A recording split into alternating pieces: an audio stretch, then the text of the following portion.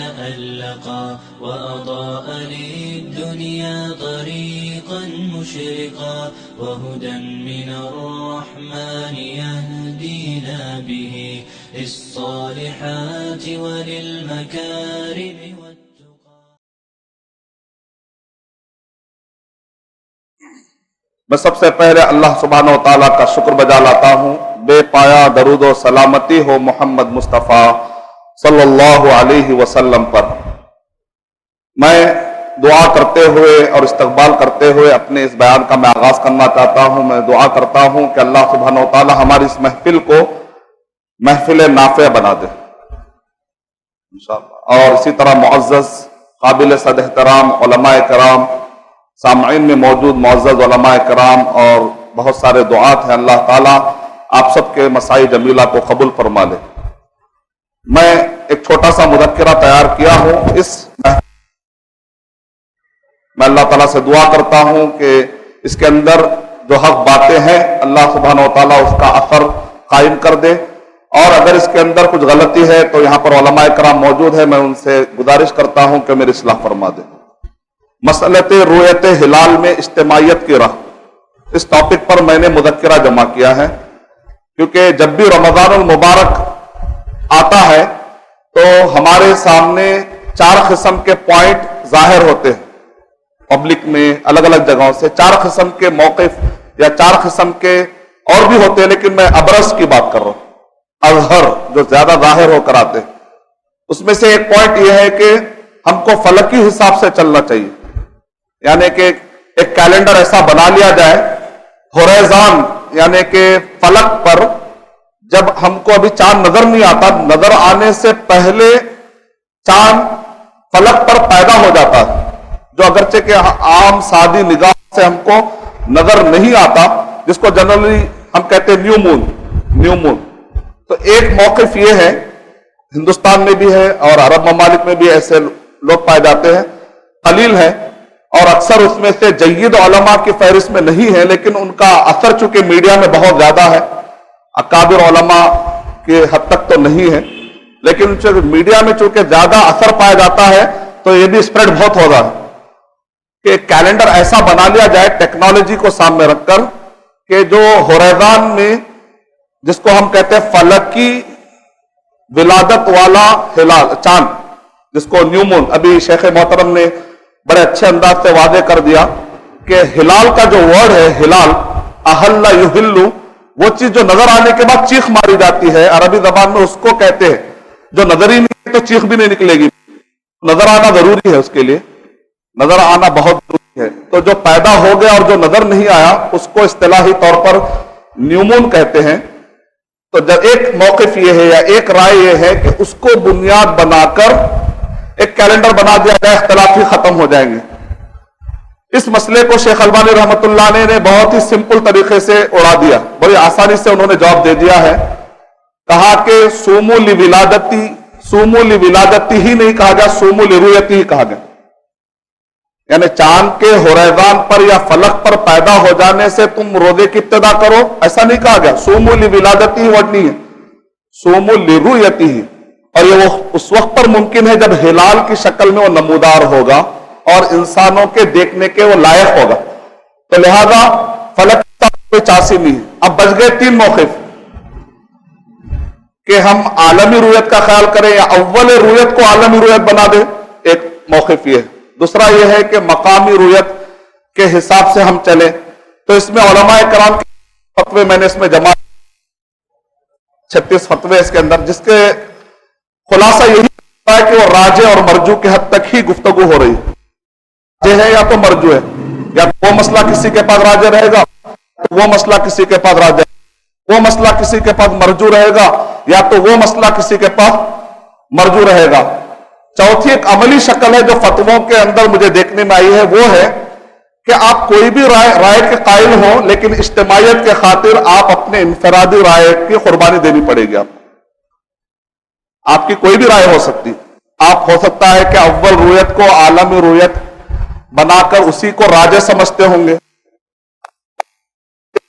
عالمی رؤیت ہی کو میں راجع سمجھتا ہوں، آپ کسی کو بھی راجع سمجھیں، لیکن اجتماعیت کے حصول کے خاطر شذوذ یا انفرادیت کو ختم کرنا پڑے گا. اس پر 36 علماء کرام کے فتوے موجود ہیں. تو میں یہ چوتھا جو ٹاپک ہے اس کو بنیاد بنا مذکر کیا کہ اول رویت کو عالمی رویت بنا کر یا مقامی علماء کا یا مقامی رویت راجح ہے. اس کابر علماء کے حوالے پر میں جانا نہیں کے طور پر مجھے ذمہ داری ہے کہ عوام کی حد تک اجتماعیت قائم کرنے کا اگر وہ بھی ایک نیکی پوری کر ذمہ داری پوری ہو جائے. فرجو کے مسائل علماء کے ہم حوالے کر دیں گے. اس مسئلے میں کہ کیسے اجتماعیت قائم کی جا سکتی ہے اس پر کچھ شبہات ہے کچھ لوگوں کے.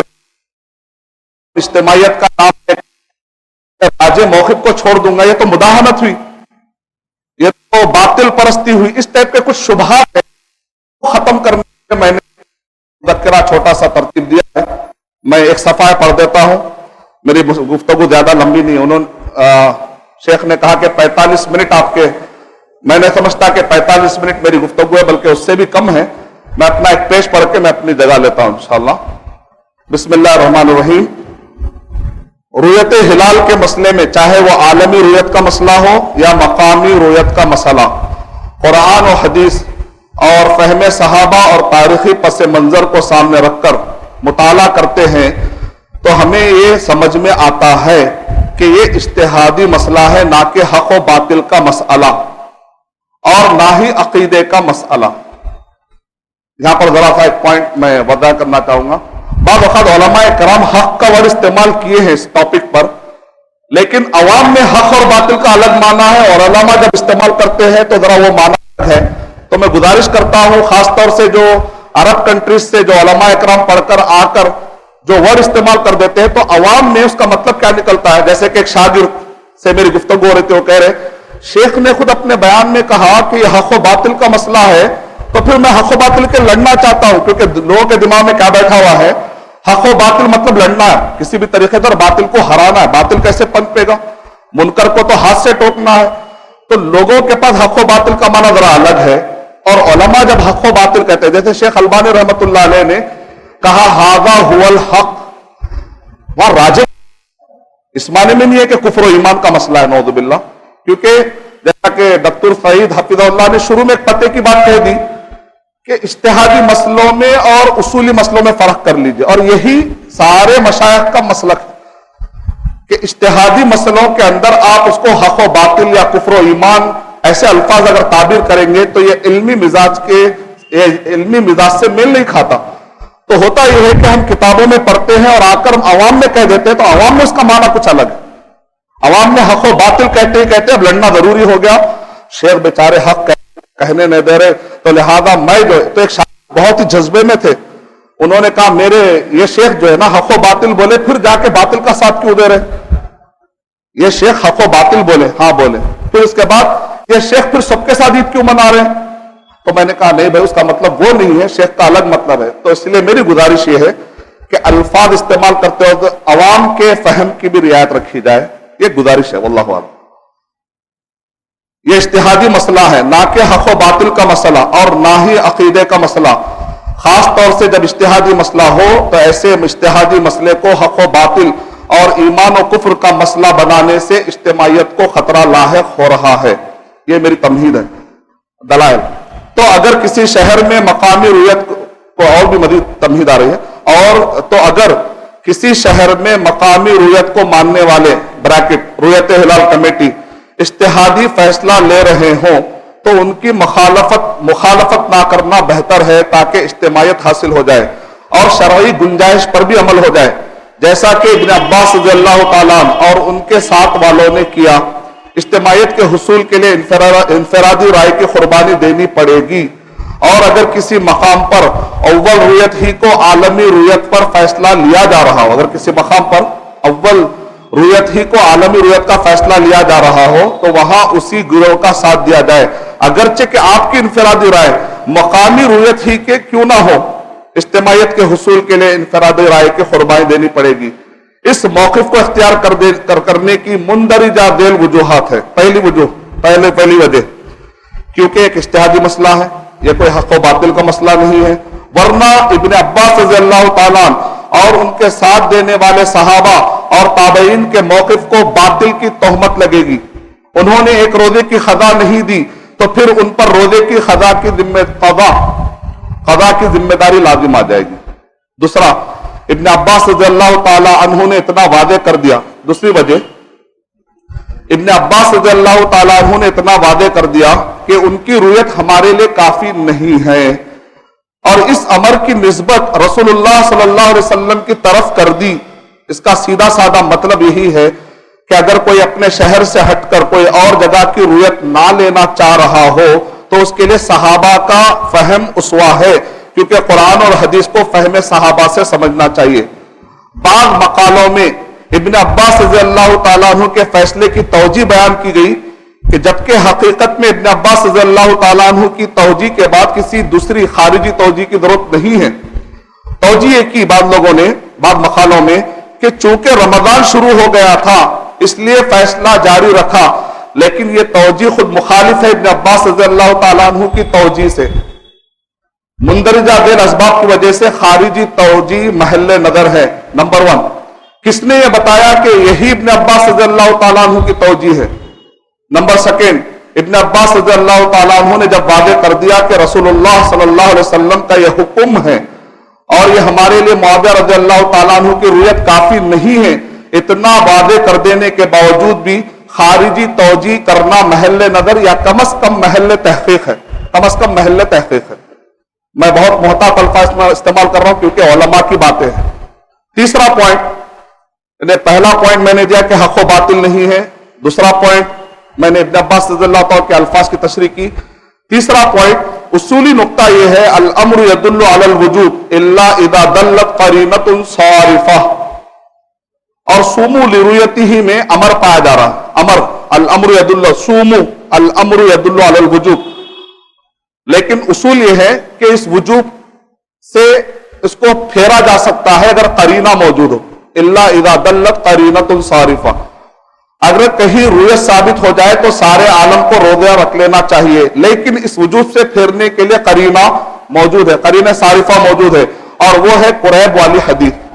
ڈاکٹر عبداللہ جولم صاحب سے بھی میں نے اس فہم کو کراس چیک کرا لیا، تو شیخ نے کہا کہ یہ، میں نے کہا کسی بھی کتاب میں قرینہ صارفہ والی گفتگو نہیں چھیڑی گئی شیخ، لیکن میں یہ گفتگو چھیڑ رہا ہوں کہ آپ اس کی تصحیح کرتے ہیں، تو ڈاکٹر عبداللہ جولم حفظہ اللہ نے کہا کہ میں آپ کے موافق میں ہوں اس میں، یعنی کہ قرینہ صارفہ والی گفتگو اس مسئلے میں چھیڑنا ضروری ہے۔ ذیل میں نے شیخ بن باز رحمۃ اللہ علیہ کا فتویٰ دیا ہے کہ قرینہ صارفہ کا اصول مسلم ہے، شیخ بن باز رحمۃ اللہ علیہ کا فتویٰ۔ ابن عباس رضی اللہ تعالیٰ عنہ کے زمانے کے واقعے سے پتہ چلتا ہے کہ اگر اس وقت کا حاکم یا ایسا مفتی جس پر اجتماعیت قائم ہو سکتی ہو، یا رویت ہلال کمیٹی یا کوئی اور شکل جس سے اجتماعیت قائم ہوتی ہو، تو ان کے فیصلے کی بنیاد پر اجتماعیت قائم کر لی جائے۔ اس فہم کی بنیاد پر اجتماعیت کا خواب بھی پورا ہو جائے گا، گزشتہ احادیث میں تطبیق بھی ہو جائے گی، مزید یہ ہے کہ نص صریح پر عمل بھی ہو جائے گا۔ الصوم یوم تصومون والفطر یوم تفطرون والاضحى یوم تضحون۔ بعض لوگ اس حدیث پہ اٹیک کرتے کہتے ہیں اجتماعیت کے لوگ جو ہے باطل پر ہوں، کیا ہے وہ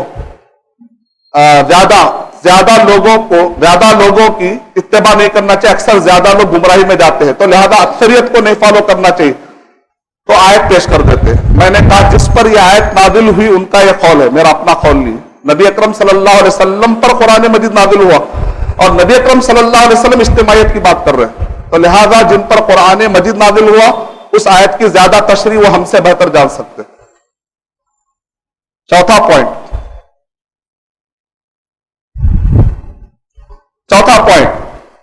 36 فتوے، اس کے اندر میں نے 36 فتوے جمع کیے ہیں کہ اگرچہ کہ علماء کا موقف الگ ہے لیکن اجتماعیت کے خاطر اپنے موقف کو آپ چھوڑ سکتے ہیں۔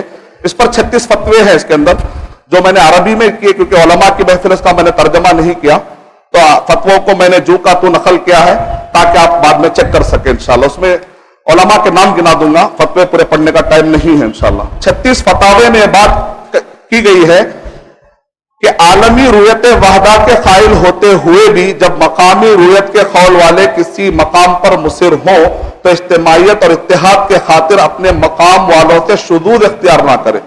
یہ 36 فتوے اس بات کی دلیل ہے کہ یہ مسئلہ اجتہادی ہے اور اجتماعیت کے حصول کے لیے انفرادی رائے ترک کی جا سکتی ہے۔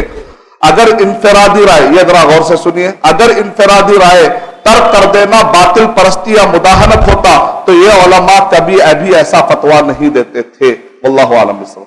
پانچواں پوائنٹ، انفرادی رائے ترک کر کے اجتماعیت کا ساتھ عملی طور پر دیا جائے۔ اس کا مطلب ہرگز یہ نہیں ہے کہ اکیڈمک ڈسکشن ختم ہو جائے، علمی گفتگو ختم ہو جائے، ایسا مطلب نہیں ہے۔ بحث و مباحثہ کا سلسلہ بند ہو جائے، نہیں۔ اسلامی حدود اخلاق کے دائرے میں رہ کر گفتگو کا سلسلہ جاری رکھا جا سکتا ہے، بحث و مباحثہ کیا جا سکتا ہے۔ شاید کہ کسی ایک موقف پر سب کا شرح صدر ہو جائے، شرح صدر ہونے تک علمی بحث و مباحثہ کا سلسلہ تو جاری رہے گا، لیکن شذوذ اور تفرقے کی کوئی گنجائش نہیں ہے، کہیں سے بھی نہیں، نہ حدیثوں میں ہے نہ فتووں میں۔ لہذا شذوذ اور تفرقے سے بچتے ہوئے رؤیت ہلال میں اتحاد، یونٹی قائم کی جا سکتی ہے۔ نوٹ، امید کے اتحاد کی محنت کرنے والے افراد کے لیے نکات کام آئیں گے انشاءاللہ۔ تو یہ میرا ختم ہوا مقالہ جو میں نے لکھا تھا، 1.5-2 صفحے کا ہے۔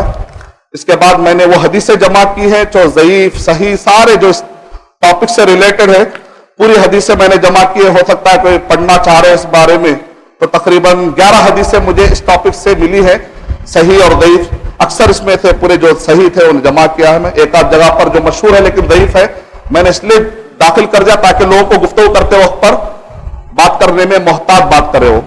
اس کے بعد علماء کرام کے نام ہے علامہ محمد الامین الشنقیطی رحمۃ اللہ علیہ، علامہ محمد ناصر الدین البانی رحمۃ اللہ علیہ، علامہ عبداللہ بن عبد العزیز بن باز رحمۃ اللہ علیہ، علامہ محمد ابن صالح ابن عثیمین رحمۃ اللہ علیہ، شیخ عبد المحسن العباد البدر حفظہ اللہ، الشیخ عبد الرزاق عفیفی، باقی کے علماء کرام ہیں۔ یہ مشہور وہ علماء کرام ہیں، میں سمجھتا ہوں باقی کے پوری ایک فہرست ہے جو 36 علماء کرام کے نام پر مشتمل ہے۔